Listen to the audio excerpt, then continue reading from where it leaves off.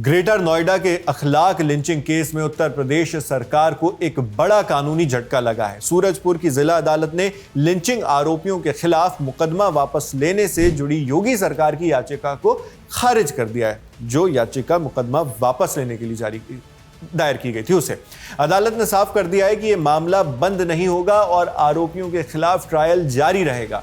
India today से जुड़े पत्रकार अरुण त्यागी और भूपेंद्र चौधरी की रिपोर्ट के मुताबिक यूपी सरकार की ओर से दाखिल की गई केस वापसी की अर्जी पर अदालत ने सुनवाई के बाद तीखी टिप्पणी की। कोर्ट ने अभियोजन पक्ष यानी प्रोसिक्यूशन जो पक्ष है उसकी दलीलों को आधारहीन और महत्वहीन यानी बेसलेस एंड इररिलेवेंट बताया। कहा कि केस वापस लेने के लिए कोई ठोस कानूनी वजह सामने नहीं रखी गई।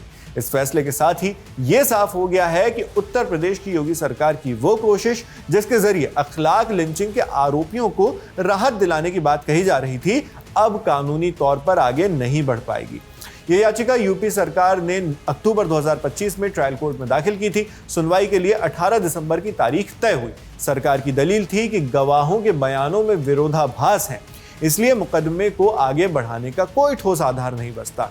लेकिन अदालत ने इस तर्क को स्वीकार नहीं किया। अब इस फैसले के मायने समझने के लिए पूरे बैकग्राउंड जो पूरा मामला है उसके बैकग्राउंड में जाना जरूरी है। पहला सवाल, क्या है बिसाहाड़ा अखलाक लिंचिंग केस?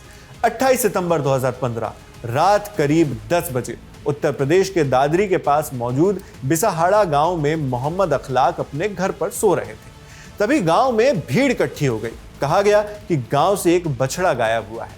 आरोप लगाया गया कि अखलाक के परिवार ने उस बछड़े की हत्या कर उसका मांस खाया। इसी आरोप के साथ भीड़ अखलाक के घर में घुस गई। लाठी, डंडों और अन्य हथियारों से मोहम्मद अखलाक पर हमला किया गया। इस हमले में 50 साल के मोहम्मद अखलाक की मौके पर ही मौत हो गई, जबकि उनका बेटा दानिश गंभीर रूप से घायल हुआ। कई मीडिया रिपोर्ट्स में यह घटना देश में गाय से जुड़े कथित आरोपों पर हुई पहली बड़ी और व्यापक रूप से रिपोर्ट की गई लिंचिंग मानी जाती है। इसके बाद देश भर में विरोध प्रदर्शन हुए और सामाजिक राजनीतिक बहस तेज हो गई। बीबीसी हिंदी में 19 नवंबर 2025 को पब्लिश हुई उमंग पोद्दार की रिपोर्ट के मुताबिक अखलाक के परिवार ने हमेशा यह दावा किया है कि उनके घर में रखा मांस मटन था, न कि बीफ। हालांकि पुलिस ने बाद में मांस बरामद होने की बात कही और 2016 में अखलाक के परिवार के खिलाफ गो हत्या कानून के तहत एक अलग केस दर्ज किया गया, जो आज भी पेंडिंग है। ध्यान रहे, लिंचिंग की घटना 2015 की है और गो हत्या का केस उसके 1 साल बाद 2016 में दर्ज किया गया। अखलाक वाले मामले की शुरुआत में 15 आरोपियों के खिलाफ चार्जशीट दाखिल की गई थी, जिनमें एक नाबालिग और एक लोकल बीजेपी नेता का बेटा भी शामिल था।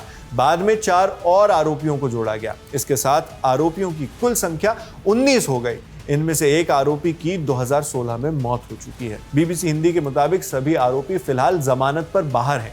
अखलाक परिवार के वकील ने बीबीसी को बताया था कि 18 लोगों पर हत्या और दंगा सहित गंभीर धाराओं में आरोप तय किए गए थे। परिवार का कहना है कि पिछले 10 सालों से वो इंसाफ के लिए लड़ाई लड़ रहे हैं।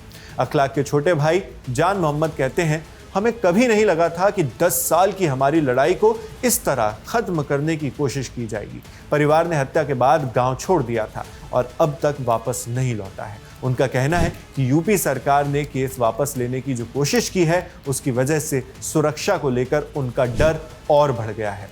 वहीं यूपी सरकार ने अदालत में यह तर्क रखा था कि गवाहों के बयानों में अंतर है। उदाहरण के तौर पर सरकार ने कोर्ट से कहा, अखलाक की पत्नी ने शिकायत में 10 लोगों के नाम लिए, बेटी शाइस्ता ने 16 और बेटे दानिश ने 19 आरोपियों के नाम बताए। सरकार का कहना था कि इन विरोधाभासों के चलते केस को आगे बढ़ाना ठीक नहीं है, लेकिन सूरजपुर अदालत ने इस दलील को एक्सेप्ट नहीं किया।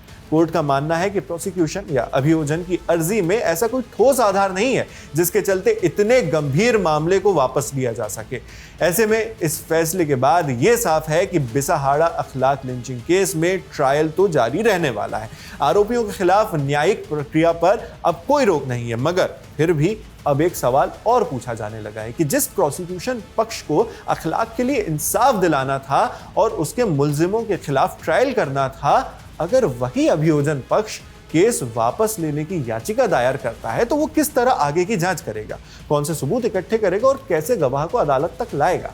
ट्रायल की आने वाले इन अदालती तारीखों में ट्रायल की जो आने वाले दिनों में अगली जो तारीखें आएंगी उनमें जो भी होता है हम उस पर नज़र बनाए रखेंगे, हमारी नज़र उस पर बनी रहेगी और आप तक हम इसी तरह खबरें लाते रहेंगे। आप इस पूरी खबर पर और इस पूरी जानकारी पर क्या सोचते हैं हमें कमेंट बॉक्स में लिखकर जरूर बताएं।